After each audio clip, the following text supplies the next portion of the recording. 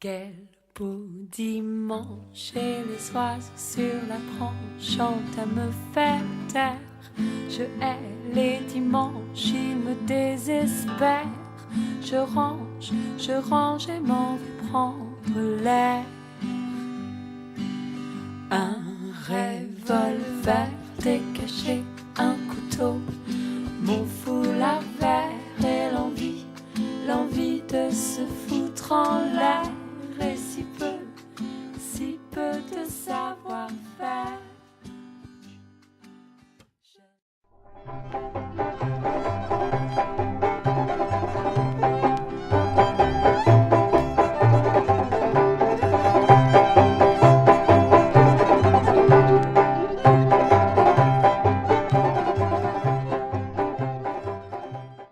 Una de las imágenes más antiguas que tenemos del arte mexicano, y me voy a referir a las cuestiones murales, es el famoso Tepantitla que se encuentra en Teotihuacán. Pintura que podríamos verla entre los años 400 a 600, que fue del esplendor teotihuacano, que afortunadamente ahora podemos admirarla en vivo si vamos a la zona arqueológica, y es donde nos hablan del paraíso de Tlaloc. Ahí podemos ver cómo las almas buenas que están en el Tlalocan se divierten jugando con el agua, se ve el maíz, este color rojo típicamente mesoamericano, dado los pigmentos naturales con que lo hacían, nos tratan de ilustrar precisamente la viveza, el realismo, nada que ver con el rojo del infierno cristiano occidental que después va a llegar con la conquista de España, sino que más bien se está refiriendo al gozo de las almas buenas que se divierten inclusive haciendo un juego como de elefantes, es decir, que se pasan la mano por abajo para que el otro la tome y van en caravana, unos están hablando, algún otro se está echando un clavado, se alcanza a presenciar esta como borbotón de agua donde las almas juegan y el cuerpo dual de la serpiente de Quetzalcóatl en esa dualidad Tlaloc-Quetzalcóatl que tenía el pueblo mesoamericano. Y conste que estamos hablando entonces de los tiempos 400 a 600 después de Cristo, todavía falta muchísimo tiempo para la conquista y encontramos este extraordinario arte mural que nos explican entonces el paraíso prehispánico teotihuacano. Y me quiero referir a otra imagen, que es la imagen de Bonampak. ¿Y por qué quiero referirme a Bonampak? Porque afortunadamente aquí en el Museo de Historia Mexicana podemos ver la reproducción de alguna parte, o más bien, podemos ver la casa completa. Yo me referiré a dos partes de este magnífico también centro arqueológico que se encuentra en Chiapas y contemporáneo de Teotihuacán, digamos, contemporáneo en la caída de Teotihuacán, ya que Teotihuacán es del 750, y este mural de Bonampak está situado precisamente entre estos años, cuando está cayendo Teotihuacán y es la emigración de sus ciudadanos, cuando Bonampak está en su apogeo todavía dentro del periodo clásico. Cuando vemos esta imagen, que es la procesión de los músicos, por eso la quise escoger, porque aquí vemos la festividad, puede ser religiosa, puede ser civil, o ambas cosas, el poder teocrático prehispánico mesoamericano, en donde vemos a estos mayas ataviados con unos gorros en la cabeza y unos collares, después desnudos del torso para unos faldellines y se aprecia que traen un tipo de sandalias. Entonces van jugando como con unas maracas. En una otra escena se alcanza a ver un tambor. Y esta escena, en donde están narrando la llegada de estos personajes importantes, sin embargo, por otra, podemos ver a los cautivos de guerra, una escena que frente a frente narra cómo están abajo tirados y están sangrando de los dedos, lo cual se ha interpretado que les han sacado las uñas y que son cautivos de guerra. ¿Por qué no? De acuerdo a las hipótesis, podrían ser inclusive cautivos de guerra que después serían presentados al sacrificio. Como tanto sabemos, estas culturas que escogían esclavos de otras tribus u otros grupos para ofrecerlos en el sacrificio. Claro, conste que todas estas son meras hipótesis, pero definitivamente la cuestión religiosa, mágico, religiosa o teocrática dentro del poder. Y si nos vamos a la imagen, en cuestiones del color, cómo se han rescatado estos pigmentos, ese verde intenso para significar no el cielo, sino el verdor de la zona boscosa, casi selvática. los diversos atuendos que traen, inclusive saber cómo traen plumas y piel de jaguar dentro de los atuendos que traen los personajes importantes, y luego cómo los cautivos de guerra están desnudos prácticamente con el corte de pelo maya. Y entonces esta magnífica significación de esta casa de Bonampak, de estos murales, donde estamos hablando de lo religioso, del festín, de la fiesta, de la música, del jolgorio, junto con el castigo dentro de estos cautivos de guerra. Entonces, por eso estas dos pinturas quise relacionarlas para explicar cómo el poder religioso en ciertas etapas de la vida impera para la descripción de muchas imágenes. Y para esto una imagen más, que es la de Cacaxtla. Cacaxtla, que es un pueblo en la zona del altiplano mesoamericano, en Tlaxcala, muy cerca de la zona metropolitana de Puebla, y que se ha discutido los expertos sobre de dónde venían los habitantes de Cacaxtla. Se habla de olmecas xicalancas, entiéndase por los olmecas xicalancas, no los olmecas de Tabasco, sino estos olmecas de la parte sur de México, de estirpe maya. Vemos los rostros inclusive mayoides que tienen estas pinturas y que también son contemporáneas de las que estábamos mencionando de Bonampak. Y me llama mucho la atención este hombre jaguar, aquí el profesor Bentay Loyoy, que habita aquí en la ciudad de Monterrey y que colabora en la Universidad de Monterrey, Unidad Valle Alto, que es un experto en esto. Me quiero referir a la presencia de Quetzalcóatl, a la serpiente emplumada, al gemelo divino, al Dios hecho hombre, inclusive con la cultura tolteca, y que tanto se ha discutido su dualidad,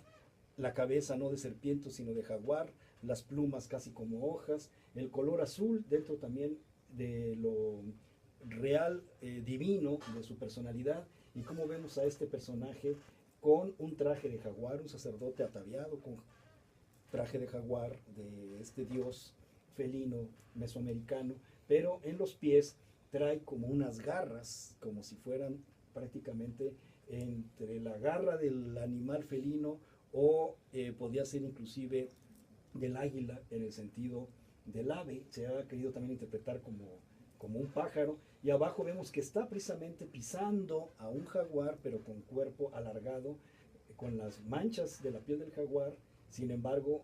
el cuerpo más bien pareciera el de una serpiente. Otra vez la dualidad, lo que Paul Kirchhoff hablaba de la dualidad de este dios que se encuentra en la mayoría de Mesoamérica, centro-sur de Mesoamérica, que es Tlaloc, Quetzalcóatl, y esta dualidad entre ambos dioses, donde nuevamente nos referimos a lo divino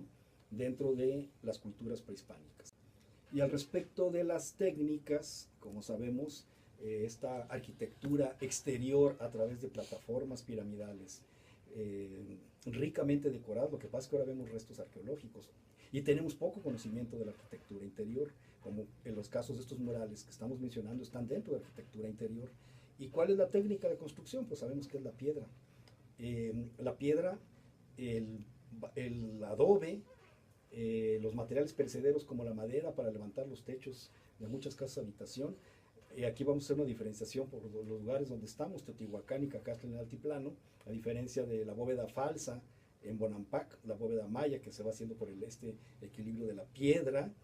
Y en el caso de acá, del altiplano, donde las excavaciones, sobre todo de Teotihuacán, han demostrado esas techumbres que se hacían de madera cubierta a través de pues una especie también de barro. No podemos hablar que son tejas porque no existían aquí, sino más bien a través de pequeñas lápidas que sostenían las techumbres, como se cayó en Cacaxtla, y que bueno, afortunadamente se ha reconstruido y mantenido bastante bien. Y entonces, ¿cómo hacían las pinturas? Pues han descubierto que es un aplanado, como el fresco, aclaración, no estoy diciendo que sea el fresco europeo, pero es como un aplanado en donde a través de una arcilla y arena, después con un encalado seco y a través de los colores y pigmentos naturales, con pinceles, se hacían estas decoraciones. Y obvio, igual, el sistema que absorbe este pigmento era la forma en cómo, obvio, se mantenía fijo. Y si para esto quisiéramos hacer una analogía con otras culturas, aclaración, sin que nada tenga que ver una con otra, para evitar equívocos o malas interpretaciones, cuando hablamos, por ejemplo, de los siguras mesopotámicos, de los cuales prácticamente no hay restos, pero si nos pasamos hacia el Mediterráneo, en Río Nilo, la cultura egipcia, en sus diferentes generaciones y como se le conocen como imperios, en donde también vemos allá por el año 1000 antes de Cristo, las grandes, aquí sí pirámides, porque convergen en un solo vértice y son planas sus paredes, y encontramos los restos de los palacios en donde se han encontrado algún tipo de decoraciones, inclusive en las tumbas, se le está riendo culto al faraón, al más allá, a los antepasados, y nos damos cuenta cómo, igual que en Mesoamérica, en otro tiempo, muy posterior, pero que los estadios culturales son similares, en donde la pintura, la imagen, pasa por una etapa en donde está 100% al servicio del culto religioso, y aunque sea el culto civil en relación con el poder teocrático y el culto religioso, tanto como veíamos, insisto, en estas imágenes de Mesoamérica, escogí 3, ¿cómo podríamos relacionarlo entonces en este caso con Egipto?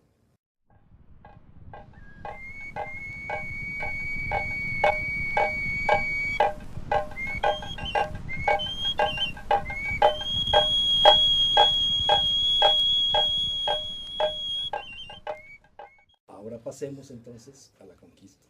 para el caso de México, ya que estamos tratando de ejemplificar esto con nuestro arte mexicano. Llegan los españoles, obvio, con nuestra cultura, la conquista espiritual de México, como dice Robert Ricard. Llegan los grandes frailes evangelizadores, y me refiero a grandes con ese portento religioso, con esa espiritualidad que traían de una Jerusalén a 1000 años, con toda esa benevolencia que ellos veían de que Dios les permitía extender su reino a través de la religión. Pensemos en la época, por lo que estoy diciendo, en la época en que se lleva a cabo esto, en la conquista tanto militar como espiritual, y entonces viene una nueva arquitectura, esto es extraordinario, una nueva arquitectura europea, hay imágenes de semejanza de Europa, de la España cristiano-católica, un nuevo tipo de ciudad, una nueva religión, arrasar con lo anterior y a imponer lo nuevo. Y para esto me quiero referir a 2 ejemplos de pinturas. Voy a mencionar algo que está en Tecamachalco, Puebla, en el convento franciscano, de las pinturas de este señor que se ha discutido un poco su origen, que es Juan Garzón, el famoso Tlacuilo de Tecamachalco. Tlacuilo con la palabra indígena del pintor, el hacedor de códices, con de Tecamachalco, porque es el pueblo franciscano donde se encuentra este magnífico convento, que en el Sotocoro están estas pinturas al fresco ya.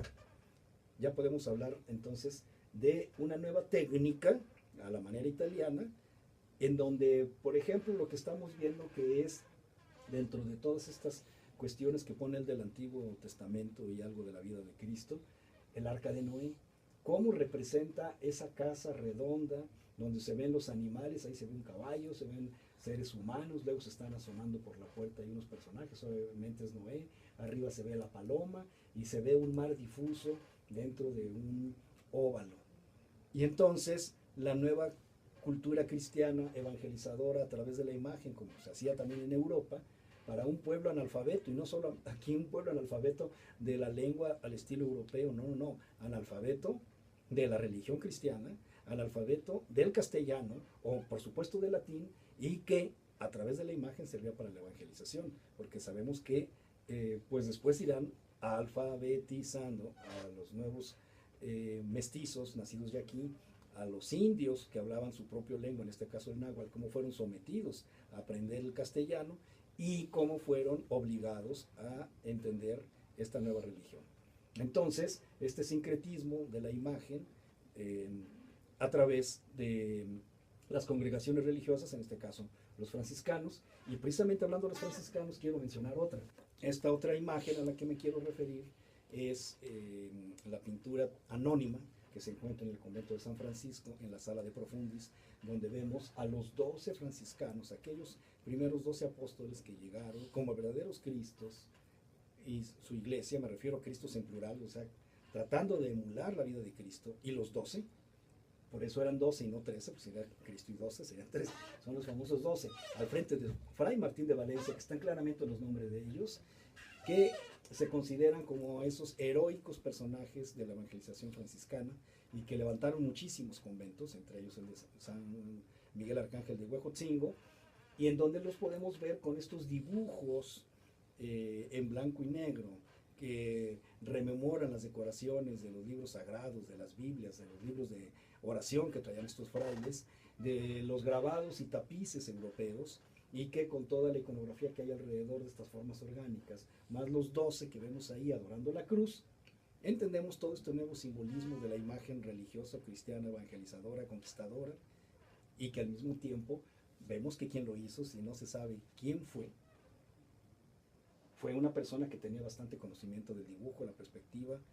y la composición. Claro, podemos ver que están hincados y que los hábitos se hacen como dos círculos, pero sin embargo la forma en cómo tienen las manos de oración y los rostros, si no es una pintura magistralmente concebida, vemos que es de muy buena hechura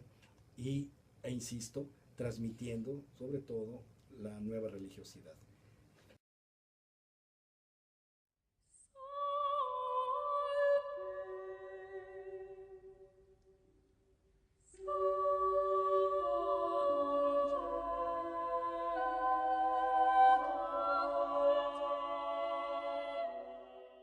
Y dentro de esta cuestión de cómo viene el arte europeo, los artistas, pintores con sus gremios, las nuevas técnicas del lienzo,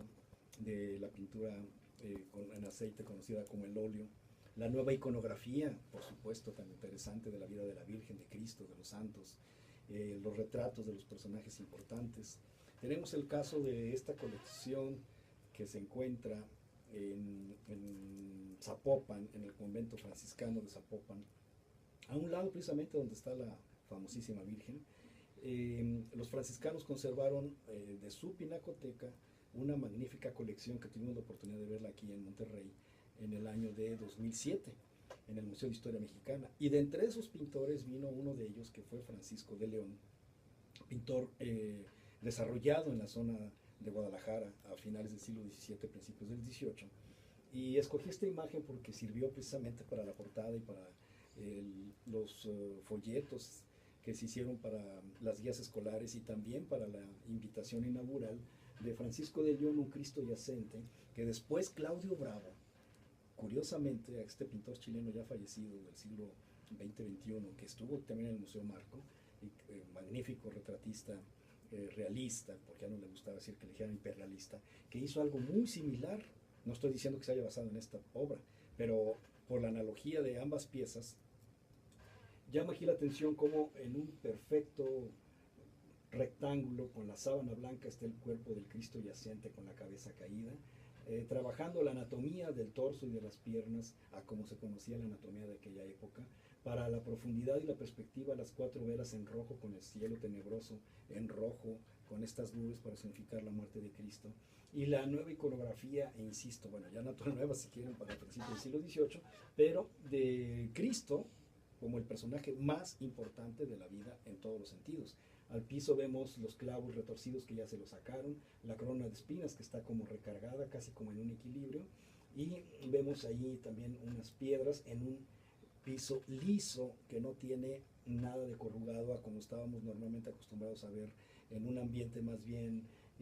pedregoso, el cuerpo yacente de Cristo. Entonces la imagen sigue supeditada, pero ahora al poder religioso, eclesiástico, cristiano, católico, traído por España, y que es lo que impera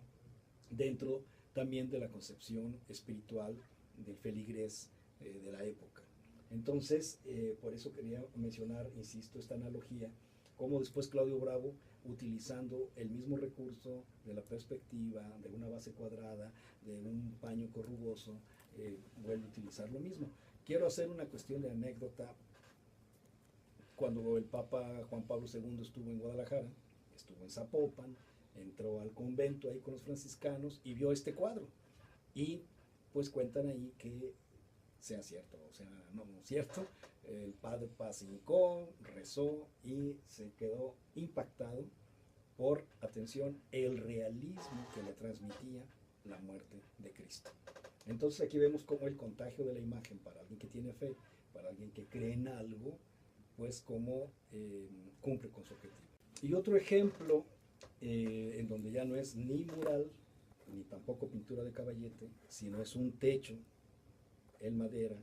prácticamente un artesonado, no en el sentido estricto de lo mudéjar, pero sí en la composición ochavada, el sostener también con dos vigas, como se hacían los artesones de origen mudéjar en España y luego en América, pero ya del principio también del siglo XVIII, del primer tercio del siglo XVIII, en un pequeño pueblito entre Morelia y Pátzcuaro que se llama Tupátaro, en donde encontramos algo extraordinario, un techo historiado, pero con cuestiones cristológicas y ángeles. Aquí es una vista general, pero si vemos un ángel, que podría ser tal vez un arcángel, y ahorita digo el por qué tal vez, vemos los vivos colores sobre madera, sobre tablones de madera, cómo se ve la horizontalidad de los tablones. Claro, ya por el deterioro se nota más que la composición pues está afectada, y cómo con una cara casi de caricatura el artista, seguramente indígena, mestizo, trata de plasmar un programa teológico en el cielo, por eso es el techo, con los ángeles y Cristo. ¿Quién podrá ser este arcángel? Pues cualquiera de los arcángeles que conocemos, de los 7 arcángeles, cualquiera de sus nombres. Algunos afirman que es el mismo Miguel, no se alcanza a percibir bien qué atributo tiene, pero bueno, vamos a suponer que es el arcángel San Miguel. Y voy a empezar de atrás para adelante con las 2 caras de los querubines y el cielo azul, y luego una de las alas dobladas como símbolo de lo volátil, las 3 plumas de 3 colores diferentes, como se utilizaba las decoraciones ya del siglo XVIII de la influencia borbónica